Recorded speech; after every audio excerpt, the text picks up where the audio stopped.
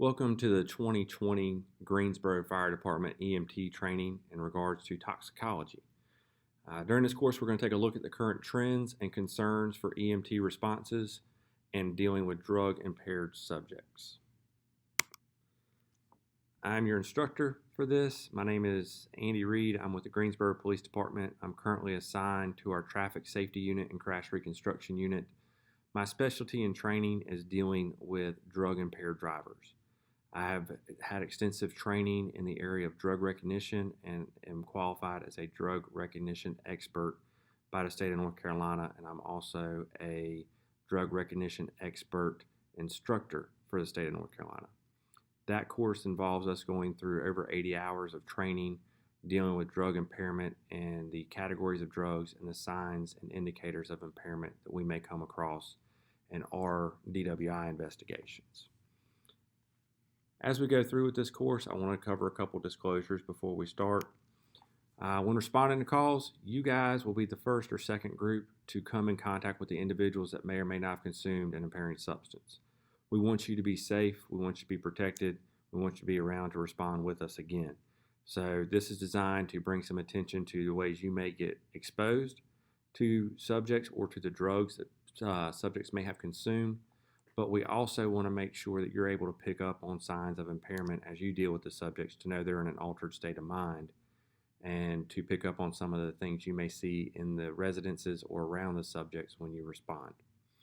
This is not designed to cover all the situations or current trends that are out there. There's no way for us to possibly do that. But they are constantly evolving. Just when we think we figure one thing out, they change it and go to another thing. So as this is constantly evolving, if you have questions or anything that comes up, feel free to reach out to me and let me know. And also, this is not a medical course. I'm not going to sit and try to talk to you as a doctor or try to talk above anybody's heads.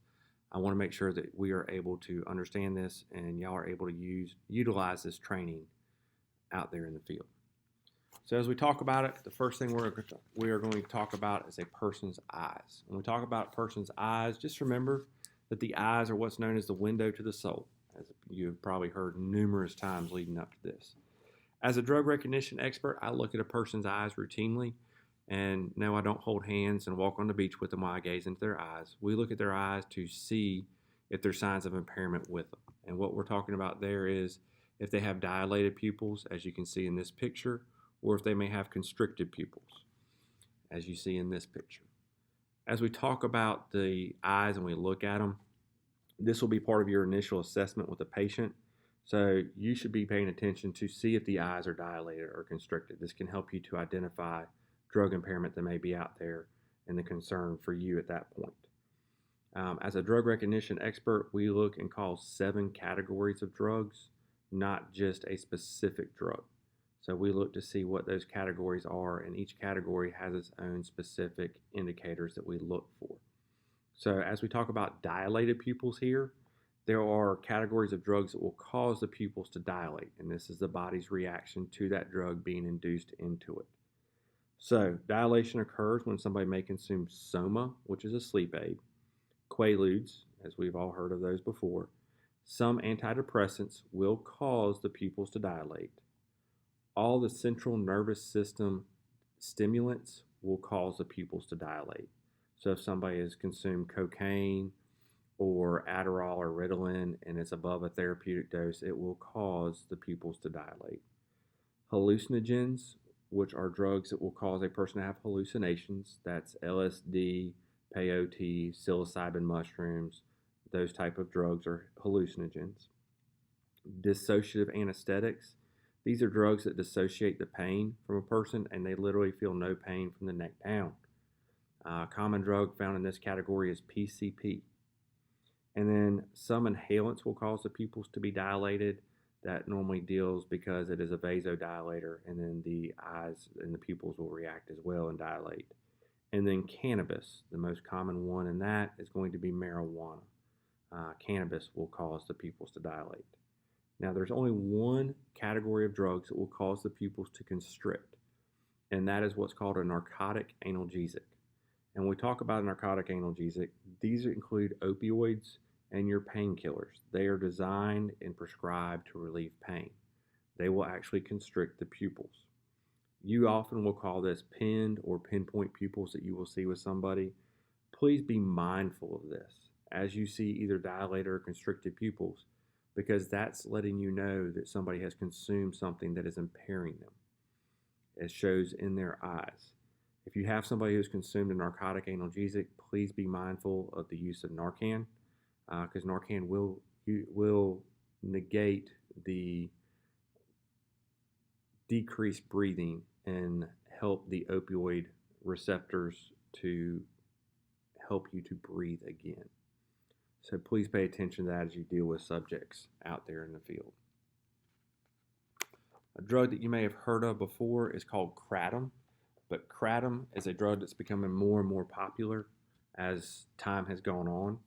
It's actually extracted from the leaves of an evergreen deciduous tree that is native to Southeast Asia. KRATOM has been used there for years. It came to the United States in the early 2000s. As of right now, it has been banned by the FDA only for being used in dietary supplements. So the Food and Drug Administration has banned this from being used in dietary supplements. However, the DEA has not banned this substance. It is not a scheduled substance either, so therefore it's not a controlled substance. As you drive down and respond to calls in your area, you may see vape shops and smoke shops where they will advertise that they sell KRATOM at those locations. This is something for you to keep in mind as you may respond to subject down calls or other exposure calls at those locations or around there. KRATOM has a powder form, as you can see, a supplement form, and a pressed pill form that you may see and find on subjects or around them as you're dealing with them.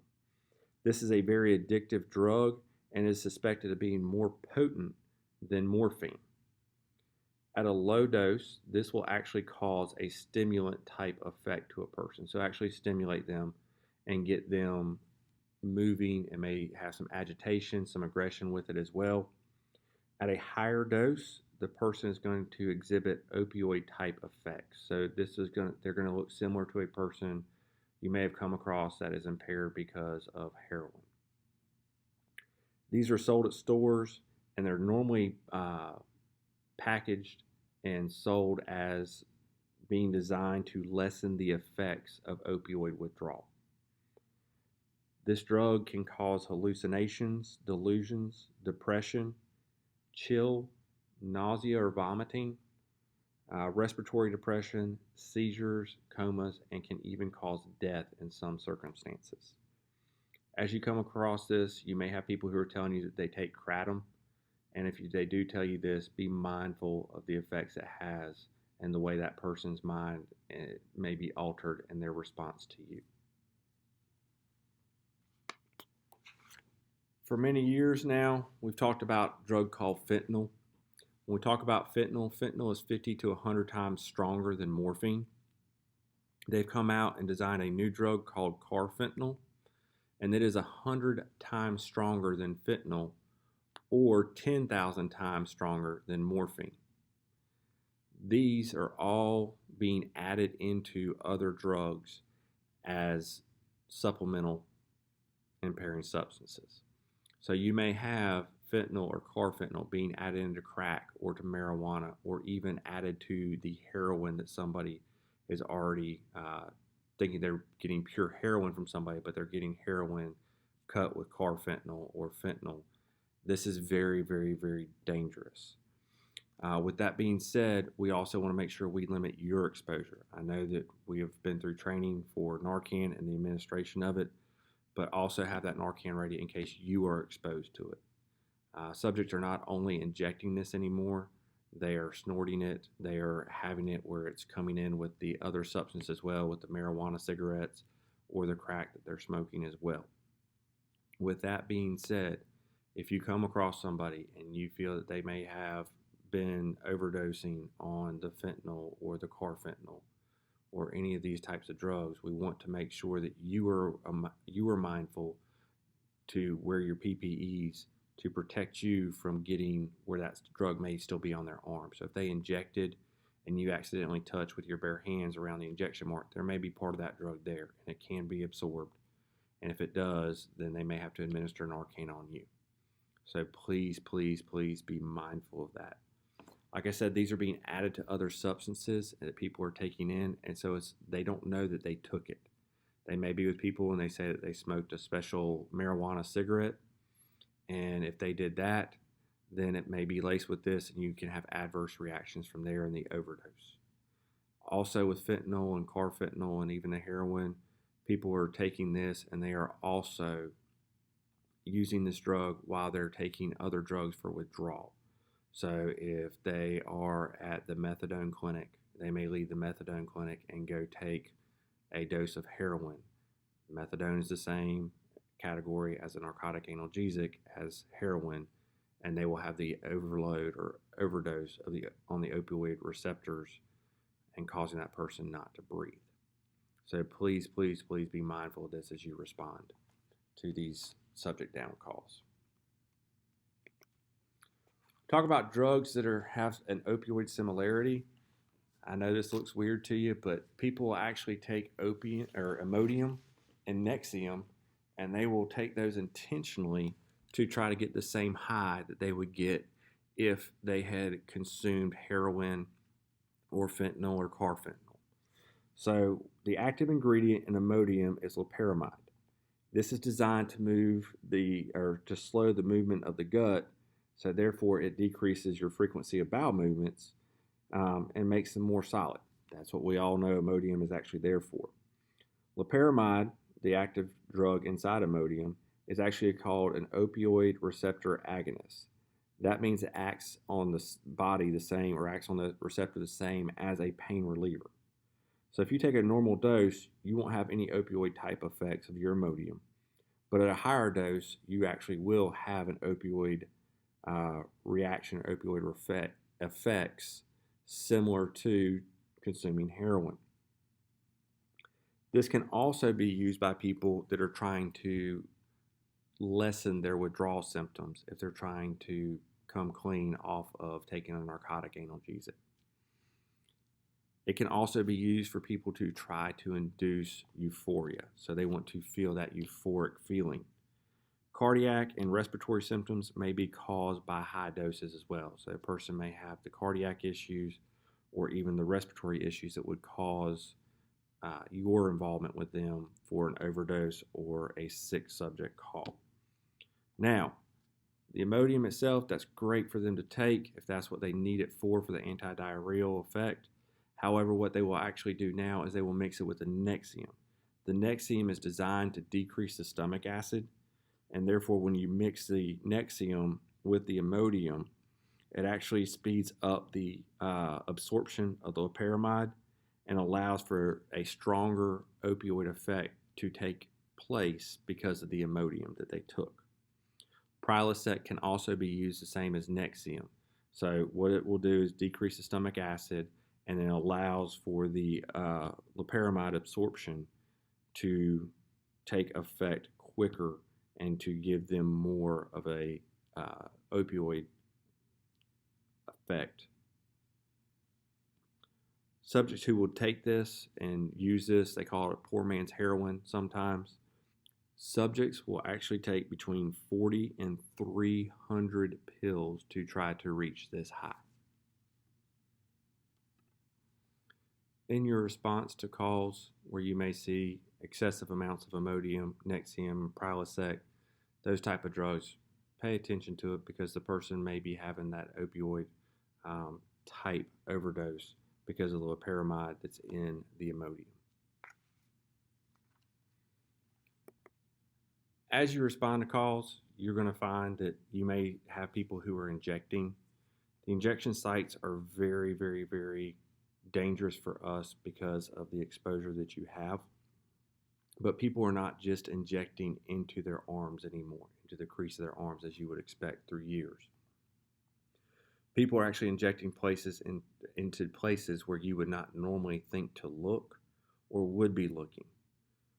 As we talk about this, the injection sites we're starting to see now, people are injecting into their toes, into the side of their foot. They will actually grab their toes and pull them upwards, creating a natural tourniquet. and exposing a vein on the outside of their foot. As they do this, they will inject into their side of their foot. And that's how people are doing it now to cover it up. They will also inject into their groin area, in between fingers and toes, the normal spots in the arms, and sometimes they will inject even up into the carotid artery itself in an attempt to find a way to ingest the drug. When you deal with people on this, please be mindful that there is going to be residual drug left at the injection site. You need to be mindful of this and not touch those open sores, the injection marks, or anything when you get to the scene with those people without having your PPE on.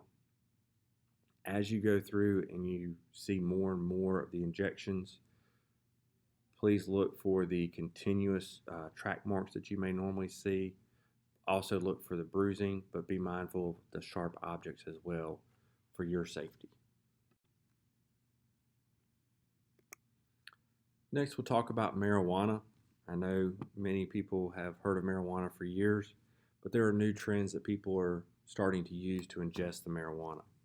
The marijuana that was out there back in the 70s and early 80s only had 3%, 3 to 5% of the active ingredient, delta-9 tetrahydrocannabinol, or as most people call it, THC.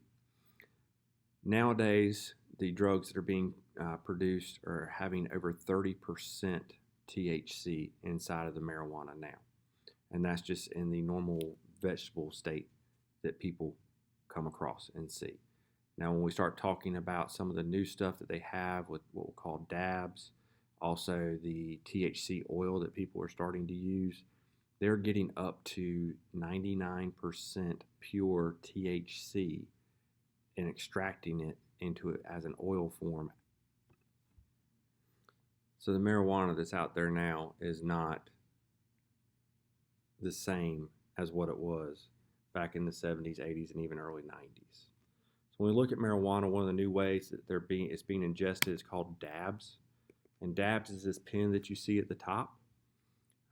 You can actually buy the, quote, dab pens at stores, at vape shops. They're very common at those places, but they are designed to only vaporize what's called a dab. So a dab is actually a tiny little concentrate of THC.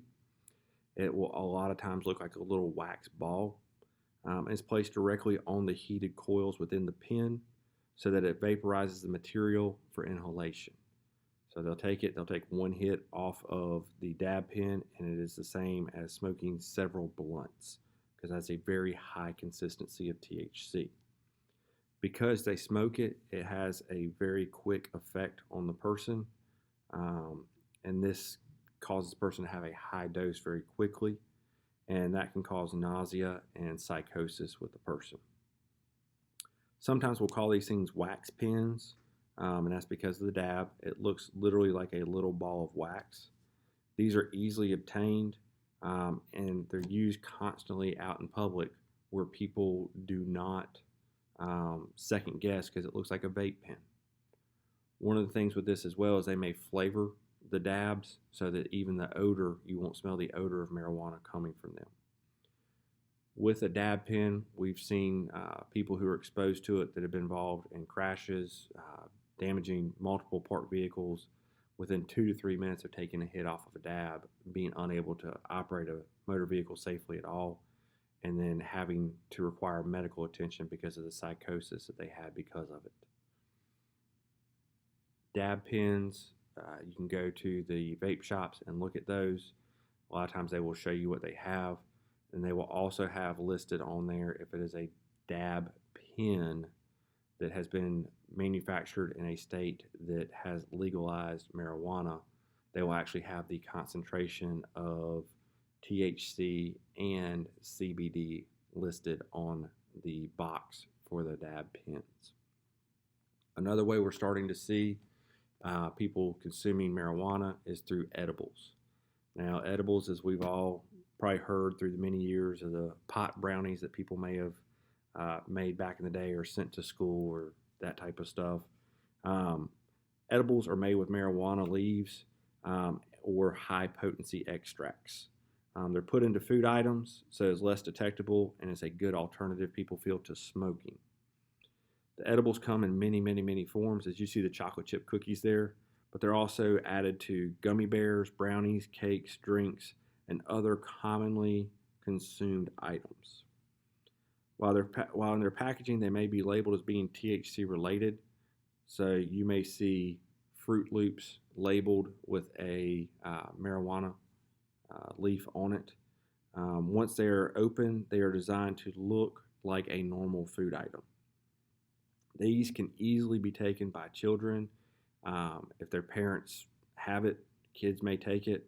And because it's a high dose of THC in the edible, the person can suffer numerous or a wide variety of side effects. So the person may even have episodes of psychosis and extreme nausea from consuming the edibles.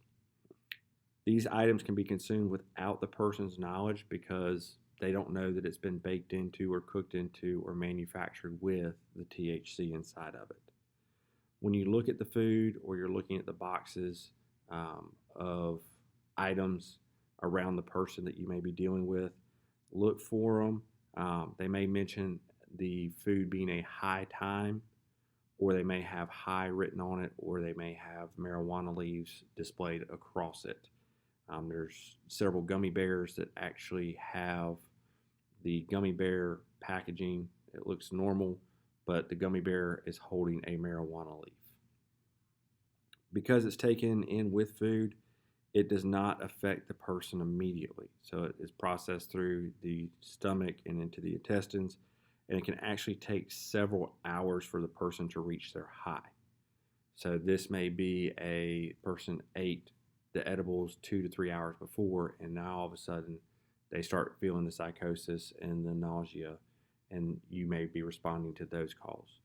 So asking what they ate and if they know what was in what they ate may be a reasonable question when dealing with subjects who are complaining of the nausea from an unknown food substance. Some synthetic drugs that are out there now, as you can see with packaging here, you have K2, you have spice, and then you have bath salts. You may come across them in your everyday life. So bath salts, somebody's probably seen those before, displayed in Bath and Body Works, those types of places. Bath bombs, things that people will do. What they will actually do is they will smoke this or snort it, depending upon the substance. K2 and spice are also known as synthetic marijuana. It will actually cause a person to have a rapid heart rate. It will cause and induce vomiting, agitation, and hallucinations. K2 and spice have been banned in the U.S., along with several other chemicals that are used to make it. However, it's coming in from Europe, and those other countries are bringing it or shipping it into the United States. As of right now, there is no testing for K2 or spice. If you take the person to the hospital or if the person seeks medical treatment, there is no testing for the synthetic marijuana. So K2 or spice, there's no testing for. A lot of people will take these drugs because they don't want to test positive for marijuana if they have to do a urine test at their place of business. You've heard of several athletes who have talked about taking the synthetic marijuana as a pain remedy as well. And when we talk about bath salts, they are synthetic cathinones, and they are intended to be soaked in, not taken into the human body. They're made stimulants that are chemically related to cathinones, and it's similar to that of the khat plant. It's usually taken in the body by oral, snorted, smoking, or injection. The main cause with this is paranoia, hallucinations, increased friendliness from the person, panic attacks, and possibly even excited delirium. Some other side effects this may cause is a increased heart rate, increased blood pressure, and chest pain. I know for a fact that I responded to a wreck where 2 women had consumed bath salts. They had smoked it. One woman was unconscious and breathing. The other woman was having hallucinations and clawing at the police officers trying to assist her and checking on her injuries. So you have 2 women who took the same dose of the same drug with completely different reactions. Bath salts are going to be found. They're normally sold in vials, and they may look similar to heroin or a very fine methamphetamine that you may come across. Special K. Now, this is a drug you may hear about from people. It's not the cereal, but Special K is actually ketamine. And ketamine is for everything, as SpongeBob SquarePants tells us in this. Ketamine is designed to block the sensory perception. It's very similar to PCP, or phencyclidine, but it has about 10% of the potency of PCP. It can come in a clear liquid or an off-white powder substance, and it can be ingested orally, injected, or snorted. This is used a lot of times in clubs where people will take the ketamine and they will put it in somebody's drink, or they may lace it across a cigarette that they may be smoking, whether it's marijuana or a menthol cigarette. The menthol actually calms the chemical burn of the throat by taking in the drug. So be mindful of that. Looking at your cigarettes, if it's a normal cigarette, it'll normally be dipped and it'll have a brownish color to it. It can actually also be cooked and down and is in a solid form sometimes. Now, some people, when they take it, if they smoke it in marijuana, they may not understand or they may not know that they have taken in ketamine with it. So they're unaware that they ingested the substance. They thought they were smoking a marijuana cigarette, but it's actually laced. Subjects are usually less agitated from ketamine as compared to PCP. However, they can have an elevated heart rate, they can have elevated blood pressure, they can have hallucinations, and they will have impaired consciousness as well.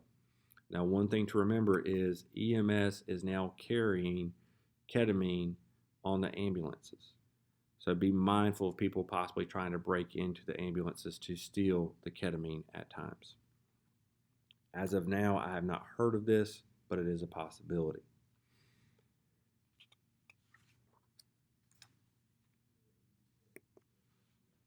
Gabapentin is a prescribed drug that is normally given to people for seizures or neuropathic pain. Its off-label use is for anxiety, insomnia, and bipolar. Most prescriptions are written for the off-label uses. So it's designed for seizures and neuropathic pain. However, a lot of times it is written to people for their anxiety, for their insomnia, or for being bipolar. It has been prescribed to help with pain. All right. When you mix it with other substances, it increases the potency and produces a stronger high. So if you mix it with alcohol or you mix it with an opioid, it will actually increase the potency of that drug and increase the high.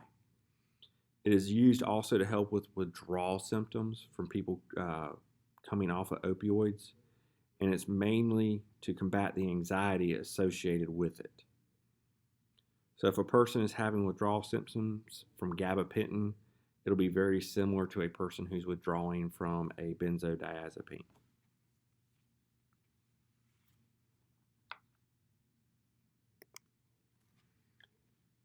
Another central nervous system depressant that's out there that people are taking in is called sodium oxybate. It's a prescription drug that falls in the central nervous system depressant category. It is heavily labeled with warnings because it can cause respiratory depression, seizures, and coma. This is actually the sodium salt that is used in GHB, gamma hydroxybutyric acid. GHB, as we've heard through years, is commonly referred to as the date rape drug. However, you can buy sodium oxybate legally. It is able to be purchased for industrial solvents to make polyurethane, pesticides, elastic fibers, and pharmaceuticals. It is also purchased illegally by bodybuilders as a supplement. And what it does for the bodybuilders is it helps to improve their fat loss. It helps to reverse baldness. It can improve eyesight, and it can also be used to combat insomnia. If you have somebody who is consuming the sodium oxybate, this person is going to look like, walk like, and talk like a person who's consumed alcohol. However, you will not have the odor of alcohol with it. Sodium oxybate is being added to drinks, it's being added to food, and it is being used by people to have the same effect as GHB, the date rape drug.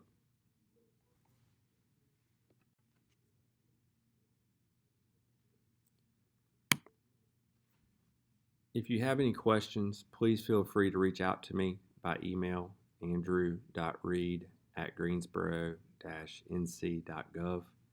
Or if you see me out and about, feel free to ask questions. I will gladly try to answer anything that I can. We'd like for y'all to, if you come across on scenes and it's an EMT call and our officers are responding and you have where you believe somebody to be impaired, they may be behind the wheel of a car, please let us know. We are doing everything we can to try to combat the drug-impaired drivers that are out there and try to keep the citizens of Greensboro, our co-workers, our fellow first responders, and their families safe as well from the impaired drivers that may be out there on the road. If you have any questions, again, please feel free to reach out and ask, and I will try to answer anything I can. Thank you, and have a good day.